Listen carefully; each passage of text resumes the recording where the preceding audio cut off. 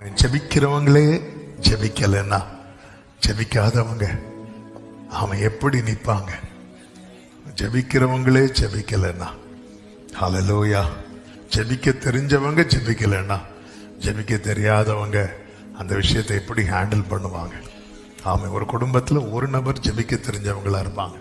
அவங்களே ஜெபம் பண்ணல அப்படின்னா, ஜெபிக்காத மற்றவங்க லைஃப்ல ஜெபம்ங்கிற வாசனையே இல்லாம போயிடும். பாருங்க, ஒருத்தங்க ஸ்ப்ரே நல்லா அடிக்கும் போது அந்த ஸ்ப்ரே யார் மேலதான் அடிபடும்? அவங்க மேல. ஆனா அந்த ரூம் ஃபுல்லா என்ன இருக்கும் தெரியுமா? வாசனை இருக்கும். ஆமே. அப்போ திடீர்னு ஒருத்தங்க அந்த ரூமுக்குள்ள என்ட்ரு ஆகுறாங்கன்னு வைங்களேன். இப்போ ரூம்ல ஒரு கணவன் மனைவி இருக்கிறாங்க, அல்ல ஒரு கணவன் மனைவி பிள்ளை இப்படி இருக்கிறாங்க. அல்ல கணவர் வந்து ஸ்ப்ரே அடிக்கிறாங்க, இல்ல மனைவி வந்து ஸ்ப்ரே அடிக்கிறாங்க. திடீர்னு ஒரு மூணாவது ஒரு பர்சன், இன்னொரு பர்சன் ரூமுக்குள்ள என்ட்ரு ஆயிட்டாங்க. என்ட்ரு ஆனதும் அவங்களுக்கு என்ன ஸ்மெல் வரும்?